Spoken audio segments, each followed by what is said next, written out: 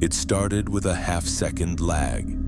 Jason noticed it one morning while brushing his teeth, bleary-eyed and half awake. He spat, and in the mirror his reflection spat just after. A glitch, he figured, a trick of tired eyes. The next day it was longer, maybe a full second. He lifted his toothbrush. The reflection hesitated, then mimicked. He squinted at it, testing it again. Raise hand, delay, drop it, delay. Odd, but mirrors don't lag. That's screens. Jason laughed to himself. Maybe it was stress, the new job, the long hours. By the third day, it wasn't just delayed, it was different. Jason scratched his head. The reflection followed, but its face lingered in a frown that Jason wasn't wearing. It stared at him longer than it should have, like it was thinking. That night, he turned off the bathroom light and shut the door tight. But he couldn't sleep. He kept thinking about the mirror.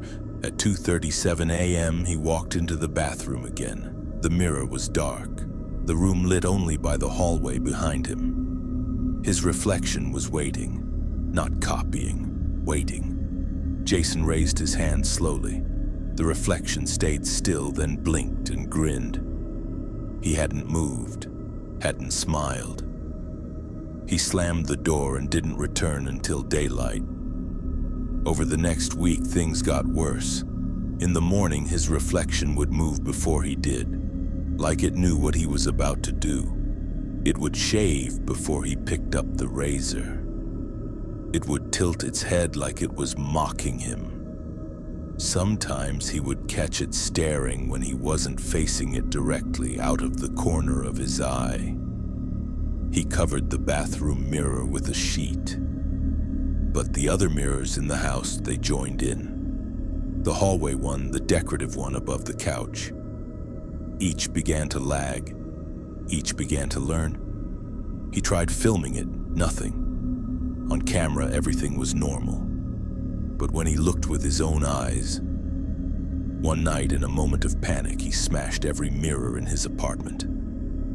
The next day, he found his reflection waiting in the microwave door, smiling, moving first. Jason avoided mirrors for days, but his reflection didn't stop. He began to see it in places it shouldn't be. A gleam in a storefront window, the sheen of a puddle, the gloss of a TV screen. Always a little too fast, a little too knowing. One evening, he returned home to find the bathroom mirror perfectly intact, the sheet folded neatly on the sink. He stared into it. His reflection was already watching. It raised a hand in greeting. Jason didn't move. It waved. Jason turned to run, but his reflection stayed and smiled. As Jason reached the door, he saw in the hallway mirror a figure already standing in his place. Inside the glass, he was the one reaching for the knob, frantic, afraid. Outside, the reflection opened the door and walked into the apartment. Jason was never seen again. It started on a Thursday night.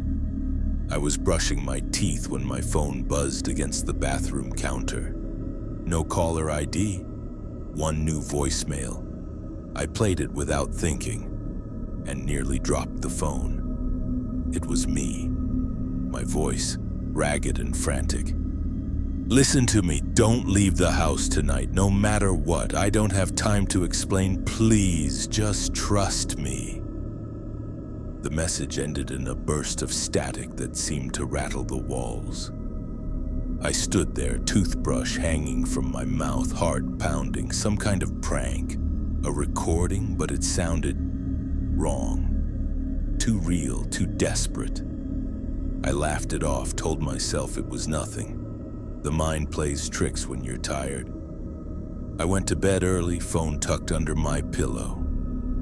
At 2:17 a.m., another voicemail came in. "Why didn't you listen? They're already outside, I can see them. You can't trust the door. Don't answer the door."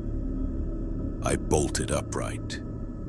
My apartment was silent, heavy with a thick, almost electric stillness.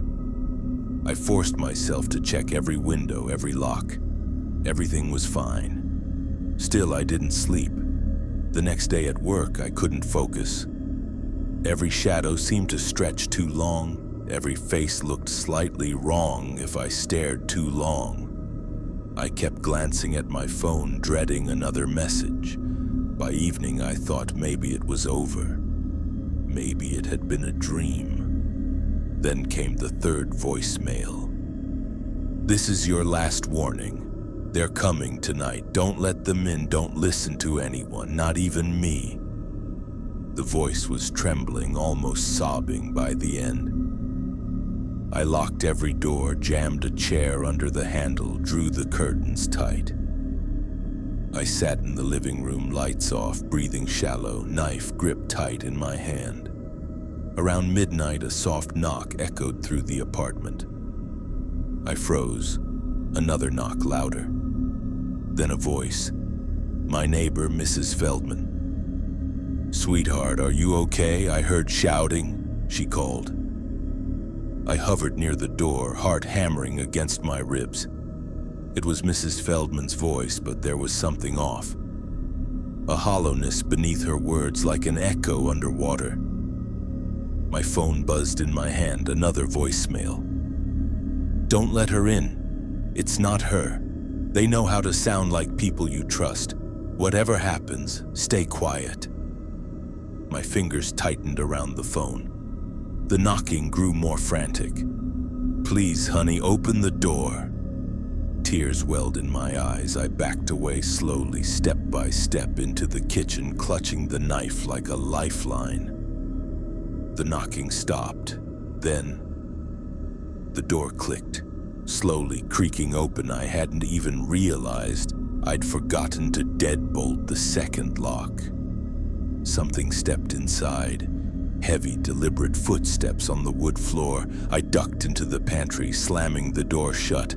I held my breath, knife trembling. Outside, my phone buzzed again. Another voicemail. I pressed play with shaking fingers. "I'm sorry," my voice whispered. "You were never supposed to hear these. It's already inside. You can't stop it." The line went dead, and in the crack of light under the pantry door, a shadow moved, my shadow, stretching long and wrong, waiting.